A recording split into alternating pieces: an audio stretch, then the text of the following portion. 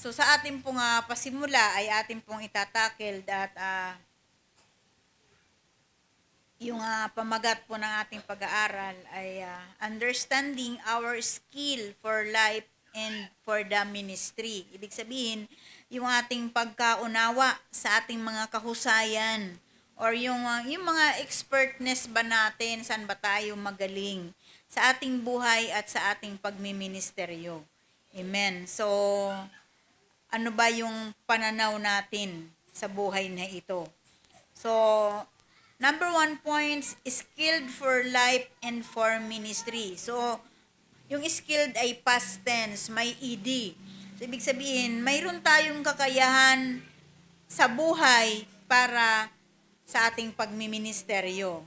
So, ano ba ito? Yung nadidevelop na skill. Sabi nga dito sa Proverbs 22 verse 29, alam ba ninyo kung sino ang pinaglilingkuran ng mga mahusay magtrabaho? Sila'y naglilingkod sa mga hari, hindi sa mga alipin. Ayan, so ito po sa Kawikaan chapter 22 verse 29, sabi po dyan, kung mayroon po kayong mga Biblia, kuhanin nyo na lang po yung verses. Do you see a man skilled in his work? So nakakita na daw po ba tayo ng isang tao na mayroong kahusayan sa kanyang pagtatrabaho? Sabi po dito, he will serve before kings, he will not serve before obscure men. So sila daw po, sabi dito, alam ba ninyo kung sino ang pinaglilingkuran ng mga mahusay magtrabaho? Sila'y naglilingkod sa mga hari, hindi sa mga alipin. So yan po yung ating key verse. Proverbs 22 verse 29. Since pinag-usapan po natin ay about sa ating mga kahusayan, yung ating mga kakayahan o yung ating mga eksperto na magawa lalo na sa buhay na ito at sa ating pagmiministry. So sa buhay natin, mayroon tayong mga kakayahan, mayroon tayong kahusayan kung paano natin patakbuhin yung buhay natin. At sa atin din pag-ministry, meron din tayong kakayahan kung paano natin palaguin, paunlarin, o palakihin yung yung ating mga Bible study, kung paano sila alagaan, kung paano yung kaparaanan na ginagawa nyo sa kanila, ito yung kakayahan na sinasabi na skill para sila man din ay lumago, maging matured silang mananampalataya. Amen. Kaya unawain po natin, dapat nating maunawaan na lahat tayo ay mayroong kahusayan sa buhay. Yan. So, hindi pwedeng wala. Kahit na nakita natin, ako, ganyan-ganyan lang yan. Pero, mahusay yan humawak ng pamilya. So, ganun po. Kaya sabi nga, unawain natin, paano natin maunawaan yung ating mga kahusayan sa buhay at sa ating pagmiministeryo. So, number 1, skilled for life and for ministry, yung na-develop na skills. Ibig sabihin, sabi nga, develop the skills you need to be effective in ministry. Ibig sabihin, kailangan nating paunlarin yung mga expert natin na trabaho na kailangan natin upang maging epektibo tayo sa ating pagmiministeryo. Yan. Ano ba yung kailangan sa bawat isa ba sa atin? Mayroon ba tayong kailangan na ma-develop para sa ating pag-ministry? First and foremost, sa aga ng amin, dapat ma-develop sa amin yung aming mga pagtuturo para kayo ay umunlad. So, kayo man din, dapat mayroon din kayong ma-develop na kahusayan para sa kaiuunlad, para maging epektibo yung inyong pag-ministry. Ano ba yung number 1, lalo na po doon sa mga, kayo po ng mga leaders, number 1 na kahusayan na dapat yung i-develop para maging epektibo kayo sa ministry ay yung prayer life. Tama po ba ako? Yung pananalangin. Mahalaga po yun. Never stop learning. So, wag daw po tayong huminto sa pagkatuto. Do not be intimidated by people in higher position. So, wag daw po tayong maapektuhan ng mga tao na mayroong mga matataas na posisyon. So, sabi nga, hindi tayo dapat paapekto sa kanila. Hindi dapat tayo malampasan nung mayroong mga posisyon na mga kapatiran. O mayroon nga ba? 'Di ba? Wala naman, fair naman tayo. Yan, sa trabaho kasi, yung kompetensyahan ay sa literal uso yung ganun. Kailangan na yung isang posisyon ay talagang mayroong mga kompetensyahan yan kung sino-sino sa kanila yung nagpapalakas sa boss, sa manager para mai-promote. Pero sa atin, wala yan. Kaya nga, wag nating hayaan na ma kumbaga ano tayo, natingnan natin yung may mga posisyon. Huwag niyong titingnan yung posisyon nila. Kasi lahat tayo, pagharap natin sa Panginoon, level ang posisyon natin. Amen po ba? Sabi nga, we are judged by our God according to the deed na ating ginawa, sa ating mga ginawa dito sa lupa. So, they also need God as much as you do. So, yun. So, yung mga nasa higher position, nangangailangan din sila ng Panginoon, katulad din natin. Amen po. However, equip yourself with practical skills so that you can communicate at their level. Samantala daw, kailangan din natin ihanda din yung ating sarili. So, ihanda rin natin yung ating mga sarili na magkaroon din tayo mga practical na kakayahan upang sa ganon ay hindi tayo maminos kung tayo man ay makipag-usap sa kanila. Yung maabot natin yung level nila. Amen po. No. Without being proud, show them that God's servants are excellent in all they do. So yan, alisin natin yung pagmamalaki. Alisin natin yung pagmamataas. Ipakita natin na ang mga lingkod ng Diyos ay excelente sila sa kanilang mga ginagawa. Yan, maliit man yan na bahagi, di ba sabi nga ni tatay, pagwawalis man yan na ginagawa mo o nag-spray ka man ng alcohol sa harapan ng Panginoon, malaki ng bahagi iyon. Amen.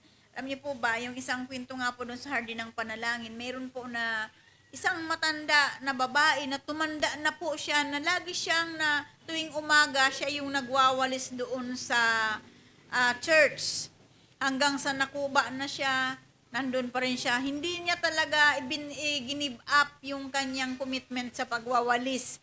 So, ugod-ugod na siya, nagwawalis pa rin siya doon sa simbahan. Kasi yun yung buhay niya, ang makapaglingkod. Ginagawa niya yon bilang paglilingkod, maging excelente din siya sa kanyang ginagawa. Amen. Kaya tayo, ano man yung ating mga bahagi, wag nating sabihin, ay naku, bakit si kapatid ay maganda ang kanyang posisyon, bakit ako ay ganito lang. So, alam niyo po ba, spiritually na posisyon, hindi po pinag-usapan kung sino yung mataas, kung sino yung mababa. Dahil sa harapan ng Panginoon, kapag tayo lubos na nagpapasakop at yung puso natin, binibigay natin to sa Panginoon, kahit anumang posisyon yung ganapan natin sa loob ng simbahan. Alam niyo po ba, pantay-pantay ang tingin sa atin ng Panginoon dahil hindi si Lord tumitingin sa kung anong posisyon mayroon tayo. Nakatingin siya sa kung ano ang laman ng ating kaloob-looban. Sa puso siya natingin. Amen. Kaya yun, sa puso siya tumitingin, hindi siya sa posisyon natingin. Then, we must have a teachable heart. So, dapat mayroon po kung paano tayo na mayroong develop, mayroon tayong kakayahan na napaunlad na kakayahan, dapat mayroon din tayong pusong nagpapaturo. Amen po ba? Yan, teachable heart. Develop humility and submission. Mayroon ako nakita doon sa assignment nyo. Your ministry accomplishment does not change your status. Yan. You are still God's servant. Allow other people to speak to your life and give them opportunity to help you improve your ministry. Yan. Yung mayroon daw pong puso na nagpapaturo, ay sabi dito, lahat ng mga accomplishment sa kanyang pakiramdam, lahat na kanyang na-accomplishment, hindi ito nakakapagpabago sa kung ano yung status niya. Amen po? Patuloy pa rin, siya pa rin ay, sabi nga, nanatili siyang lingkod ng Diyos. Amen. Allow other people to speak to your life and give them opportunities. So, hayaan po natin ang ibang tao ang magsalita para sa ating buhay. at bigyan natin sila ng pagkakataon na matulungan tayo na mapa-improve ang ministry. Kasi kalimitan po, 'di ba, yung tayo, yung hayaan natin na yung iba na kapatiran yung nagkikwento ng buhay natin. Hayaan natin na sila yung salita. Kumbaga mayroon tayong spokesperson na kung saan ang sinasabi nila kung ano man yung accomplishment, kung ano man yung uri ng ating paglilingkod sa Panginoon. Hayaan natin sila. So walang pagmamalaki.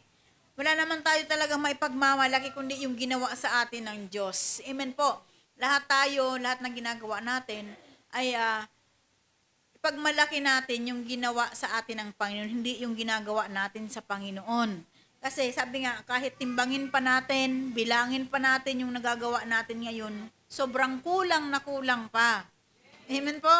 Nakaka-relate po ba tayo doon? So, ano man po yung inaatang sa atin, i-consider natin yan sa ating sarili na si Lord yung nagbibigay sa atin ng daan ng gusto niyang gawin para sa atin. So, walang silipan. Hello? Sa mga ginaganapan yung mga task dito sa loob ng simbahan, and then din ako pupunta doon sa simbahan ng ibang simbahan. Dito na lang sa loob ng simbahan na ito na ating pinaglilingkuran lahat. We are all God's servant. Huwag nyo nang silipin yung ginagawa ng iba. Sa halip, patuloy sabi nga, give them opportunity. Amen. Na magtulungan tayo upang mapalago natin ang ministry. Amen po ba? Huwag nang silipin, kaya nga, ang puso talaga natin ay malaki po ito ang nababahagi sa ating mga buhay paglilingkod. Kapag may puso kang mapagsilip, may puso kang selos, hello, ay hindi po makakaganda yan sa inyong buhay. Kaya, lagi niyong tatandaan, sayang, nandun ka na, you are in the right way para doon sa pagkakaroon ng puntos sa paglilingkod mo sa Panginoon. Tapos sasabayan mo ng puso mo na hindi maganda yung wala kang pusong nagpapaturo. Amen po ba? Be the best to produce best result. So kailangan magpakabuti tayo, maging mabuti tayo upang sa ganon ito yung mag-produce ng magandang resulta. Amen po. Kasi kapag ipinakita mo na hindi tama ang puso mo, hindi rin maganda ang resulta nito. Maraming maapektuhan sa palibot mo. Amen po ba? Ayan. So, if you produce in others the kind of person you are, what do you think will you produce with the people God placed around you? So, kapag daw nag-produce ka sa iba, na kung anong tao, pinapakita mo yung personalidad mo, ano ba sa tingin mo? Ano ba? Isipin mo nga, ano din ang mapoproduce mo doon sa mga tao na ibinibigay sa iyo ng Panginoon. Yan. Kung ikaw ay nag-create sa palibot mo, pinapakita mo kung anong ugali mayroon ka. Ano yung ipapakita mo din doon sa mga tao na ibibigay sa iyo ng Panginoon? Nakukuha niyo po ba? If you want them to give their best to God, show them by your life example how God's servant excel in all he does. So, kapag nais daw po natin na ibigay nila yung the best nila sa Panginoon, ipakita rin natin sa ating mga buhay yung pagiging example natin na tayo mga lingkod ng Diyos na nag-i-improve sa lahat na mga ginagawa natin. Amen po.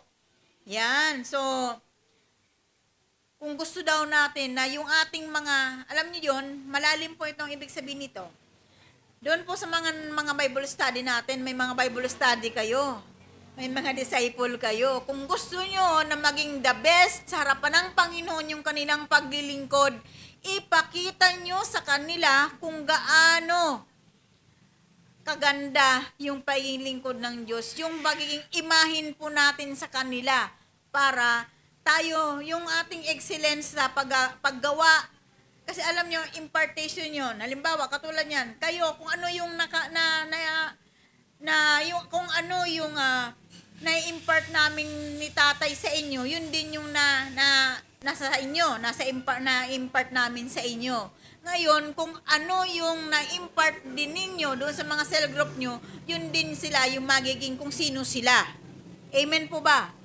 Dapat walang pagbabago. Amen po?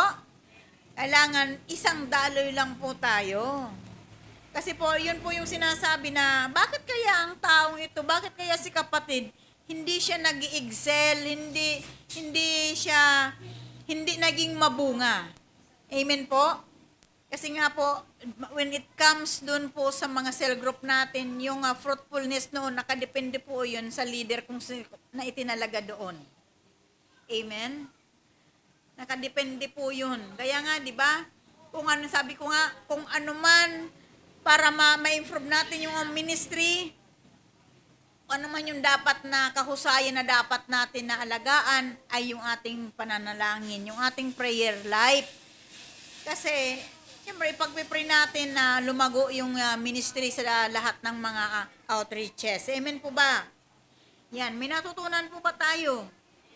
Ngayon, paano natin may apply ito sa ating mga buhay? So, kung i-apply natin sa ating mga buhay, kailangan may identify natin yung lahat na areas sa buhay natin na mayroong kahinaan. Amen po ba? Kaya ba yun? Ano sa halimbawa, si Sister Nelly, sa palagay mo, ano kaya yung kahinaan sa buhay mo na gusto mong mawala, gusto mong mag-improve ang ministry na binigay sa iyo ng Panginoon? Alam niyo po ba, yung openness, malaki po itong bagay between us in God para na work out ni Lord. Si Lord mismo yung mag-work out ng ating weaknesses. Kaysa itatago natin, hindi natin aaminin. Eh, di ba sabi nga sa kasabihan, literal man yun, pero may katotohanan, action speak louder than words. Amen po? So, kaya yung mga kahinaan natin, i-identify natin ito sa mga bahagi ng buhay natin. Ano ba yung weaknesses na yan? Ano ba yung mga kahinaan na yan? Kaya, ngayon, sabi dito, mayroon siyang instruction. If we identify our areas of weaknesses in our life, ang sabi diyan, you must find someone who can complement that weakness. So, maghanap daw po tayo ng someone. Kung hindi man yung asawa mo, si kapatid, yan, na mapag-usapan yung kahinaan na yan. Pwede ba yon? O parang counseling na to, di ba? Parang counseling. If you are not a detailed person, kung ikaw daw ay isang tao na tahimik, hindi uso sa iyong i-detalye lahat na buhay mo, amen po? Nakaka-relate ba tayo? Sino ba dito yung detailed person or undetailed?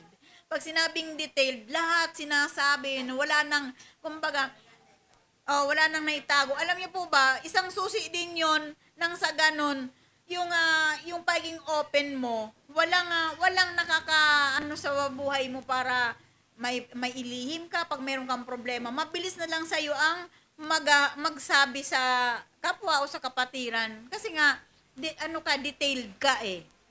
Pero kapag ikaw yung tao na hindi ka pala kibo, hindi mo sinasabi, mayroon ka palang pinagdadaanan, hindi mo na sinasabi, hanggang sa kinukulit ka na lang para sabihin. Mayroon bang ganon? Siguro mayroon yung kailangan mong kulitin. Kung hindi ka pa kulitin, hindi mo sabihin ano ba yung pinagdadaanan mo. Amen po. Pinatutunan ba tayo doon? Ayan. If you are not a detailed person, then find someone who is and allow that person to fill in that area. Yan, kapag halimbawa, yan, so, di ba sabi nga sa magkakaibigan, ang magkakaibigan, di ba si Sir Dulcie, wala kang itinatago, di ba? Danas mo yan. So, kung sa literal, mayroong tayong kaibigan na gano'n, bakit, di ba, mas maganda na sa spiritual ay mayroong gano'n? Kasi pag sa literal, kahit sabihin mo pa na best friend mo yan, kapag kayo nagkatampuhan, sasabihin yan sa iba kung ano yung mga na-detailed mo sa kanya. Pero pag kapatiran, Hindi niyan sasabihin na kasi alam niya kapag komplikado, hindi basta-basta yun inilalabas. Kung mayroon man siyang pagsabihan, it must be one or two person lang. Pero more than three, more than six, hindi na yun. Cheese na yun. Di ba po? Yan. So para bang sa counseling, sa counseling po, pwedeng i-detalye pero wala nga hindi involve yung persona na kina-counsel at hindi ganoon na ang pagde-detail. Kaya kailangan para ma-identify po yung weakness na yon, kahinaan po yung weakness na yan sa area ng buhay natin. We must find someone. Sino ba yung best friend mo dito sa loob ng church? Pwede mo sabihin yun na yung bang wala ka nang inililihim. Para na-work out daw yon. Yan. Para ma-work out. Hindi para gawing issue, gawing concern, kundi para ma-work out. Kaya nga, maghanap ka lang ng isang tao na mapagsabihan mo. And then, we must develop a personal development plan. So, magkaroon tayo ng yung personal development plan. Kumbaga, tayo, di ba, dati nga tayo, mayroon tayong alam niyo ba yung yung diary. Di ba? Sa literal may diary. Sino nakaranas nun? Lahat sa buong maghapon, dinidetalye. Pati yung pagkain, pati kung saan pumunta na nakadetalye. So sa spiritual, meron yan, ang tawag yan, development plan. O ano ba yung mga plano mo, nakasulat yan, so, yung goal mo ba sa araw na yon. Alam mo, meron isang kapatiran, isang leader sa church na ganyan ang ginagawa niya. So yan, so wala naman na problema kung papangalanan ko siya. Si Jen Kamagay, mayroon siyang ganon. Kasi nakikita ko kasi yan sa kanyang doon sa kanyang yung devotion niya, hindi lang yun basta devotion. Nandoon nakalagay yung mga goal niya, goal in life niya sa araw-araw nakalagay niya yon. So, magandang anuhin kasi alam nyo, nag-i-effort talaga siya para doon niya sabihin. Kumbaga, sinusulat niya yon sa pamagitan ng revelasyon ng Panginoon. Sinusulat niya yon. Kausap niya si Lord habang ginagawa niya yon. At alam niyo ba, kapag inspired ka na gumagawa, pati sulat mo ang ganda. Nalala ko si Jen kasi ang kanyang devotion, wala po yan na linya. Pero tuwid na tuwid ang kanyang mga litra. So yan, di ba? Maganda yung ganun. Na mayroon tayong mga plan, mayroon tayong mga, kumbaga, teacher nga, may lesson plan eh. Much more tayo. Kung nawala tayong, nagde-develop ka na ba? O ngayong araw na ito, ano ba yung development na naramdaman mo sa buhay mo? Na-develop mo ba yung self-esteem mo? Na dati parang ang tingin mo sa sarili mo, hindi mo kayang makipag-usap, pero mayroon kang nakausap na isang mataas na posisyon na tao. So, ibig sabihin, umangat yung self-esteem mo. Di ba yung ganon?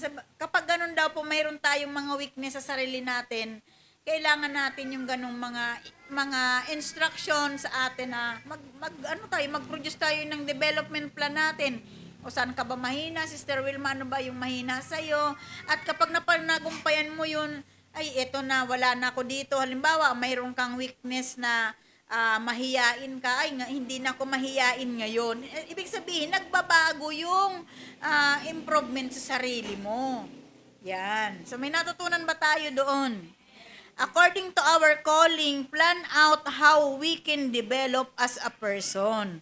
So, kung ano ba yung pagkatawag sa'yo ng Panginoon. So, planuhin natin kung paano ito nakakapag-develop sa atin bilang isang individual na mananampalataya. Amen po ba? Ano ba yung pagkatawag? Halimbawa, tinawag kayo ng Panginoon sa pagiging giver, di ba? Sa pagiging mapagbigay. So, yan. So, yun yung nadidevelop sa inyo ng Panginoon, yung kung ano yung pagkatawag sa inyo ng Panginoon. Kaya yun yung ilalagay mo doon sa development plan na yun. Amen po. Kaya mayroon nga tayong mga devotion, di ba? Pwedeng idagdag nyo yan doon sa devotion yun, hindi lang yung revelasyon ni Lord, pwede mo nga ilagay yun doon sa baba, na ngayong araw na ito, mayroon akong accomplishment, mayroon akong nagawa. Alam niyo po, yung devotion po kasi natin, love letter po natin yan kay Lord eh. Love letter natin yan kay Lord. Kasi dati nga, di ba, meron tayong mga diary eh. Ingat na ingat pa tayo. Ayaw nating pabuksan sa iba. Di ba?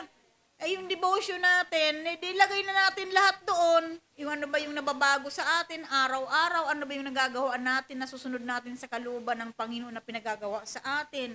Kasi, yun naman yung yun naman yung book natin eh, sa Panginoon eh, yung ating diary kay Lord, yung ating journal. O, journal yun, di ba? So, magagawa yun. Find trainings that will have a strong impact in our life and ministry. So, yung mga trainings na yun, ginaganapan na natin ngayon. So, baga, nakakatulong po ba sa inyo itong mentoring natin? Yan, malaki po bang tulong? Ayan, so nagkakaroon ba ng impact ito sa buhay natin at sa inyong pagmiministeryo? Ayan. So, if you know what your calling is, you can select appropriate equipping program. So, kung hindi pa kayo sapat sa mentoring natin, pwede kayong pa-equip sa iba. Pwede ba yon?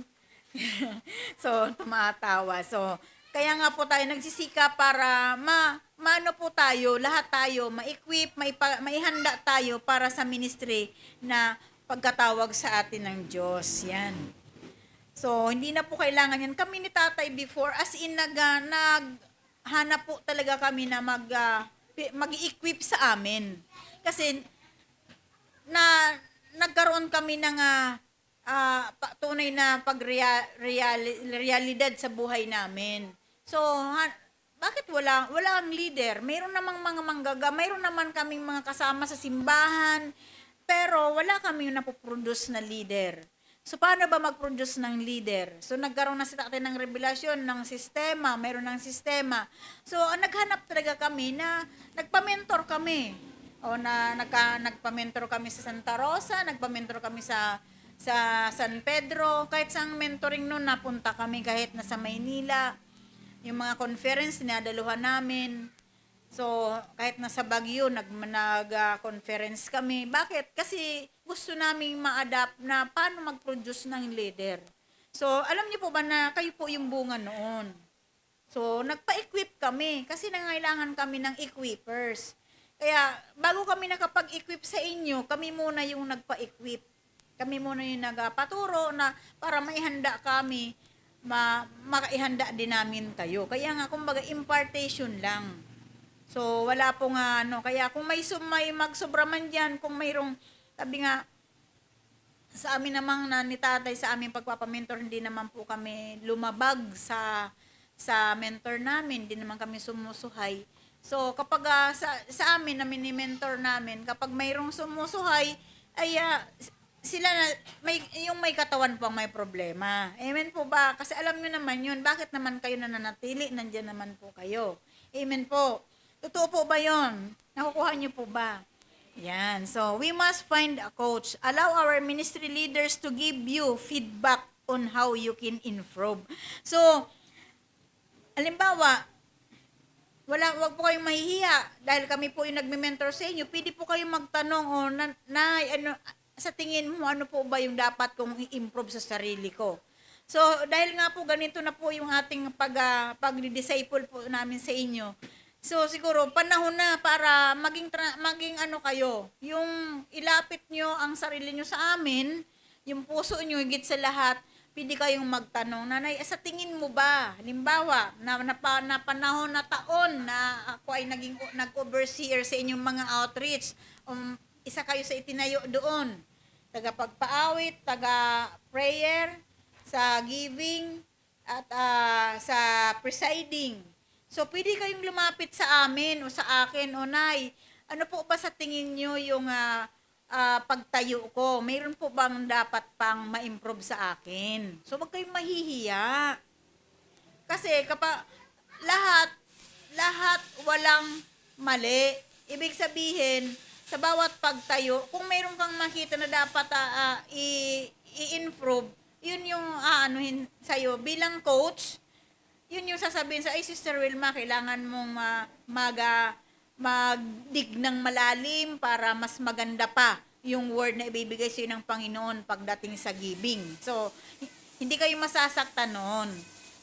Because as a coach, as an instructor, I have the accountability na tingnan kayo kung paano kayo tumayo.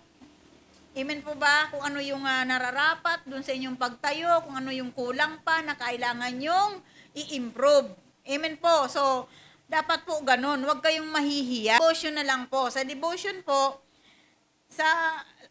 kahit nakikita nyo, mabilis ako mag-check ng devotion, pero lahat yan, sinisipat ko kung tama yung instruction ng paggawa ng journal.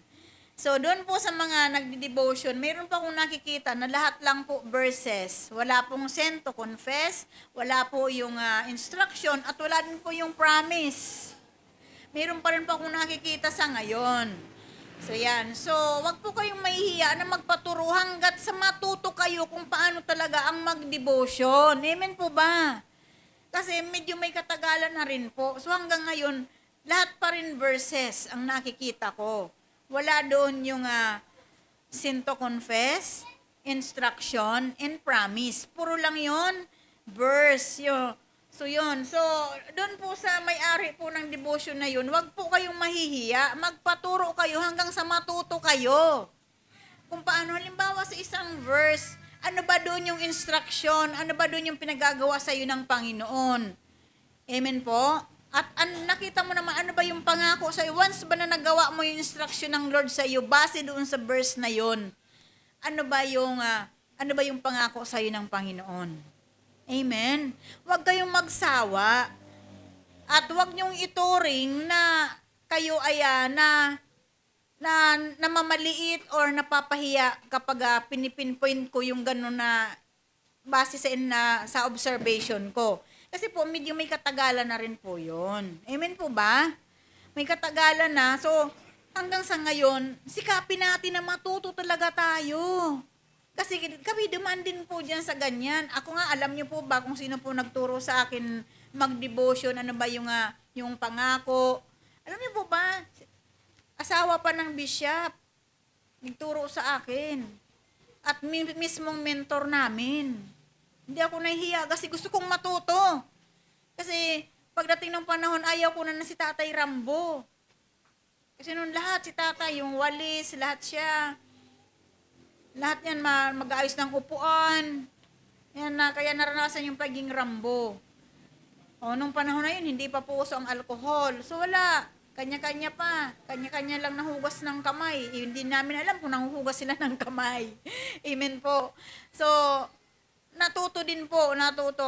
Niisip ko pa noon, hirap pa ako noon.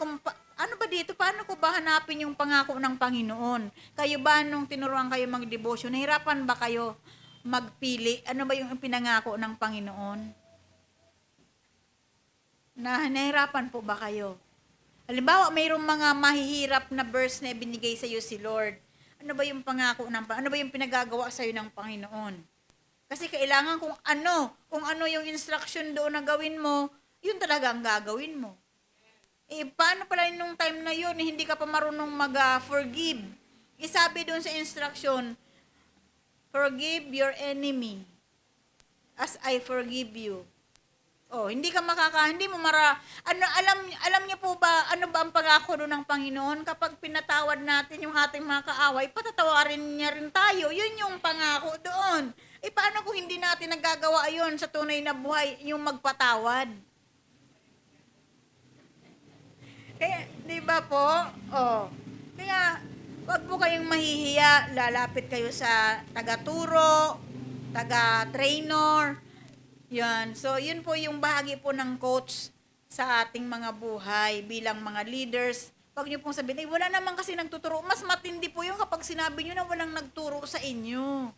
Kaya nga, maging open po kayo. Ano ba yung huwag kayong mahihiya, ano ba yung dapat kong i-improve sa sarili ko, sa base sa observation mo. Halimbawa, naga-observe ako doon sa taas, sa timbaw. Kung sino yung itinayo doon ng Lord, ano ba yung dapat kong baguhin? Baka mamaya minsan may comment.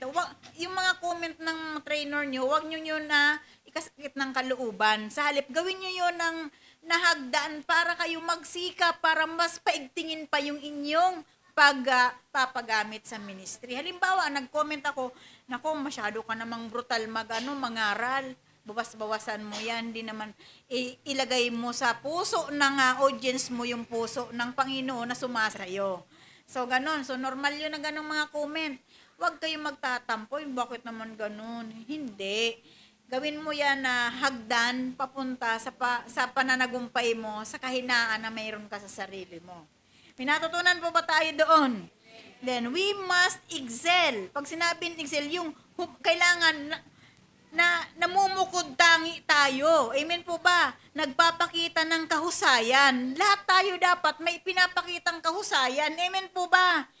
Kasi hindi naman natin ito ginagawa para tayo mabantog sa buong mundo, kundi ginagawa natin ito upang maparangalan natin ang ating Panginoong Hesus. Amen po ba? Be excellent in such a way that whenever you work, people will not just see you, but see your God who is working in and through you. So, ibig sabihin, sa pamumukod tangi, sa pagiging higit, alam niyo po ba yon?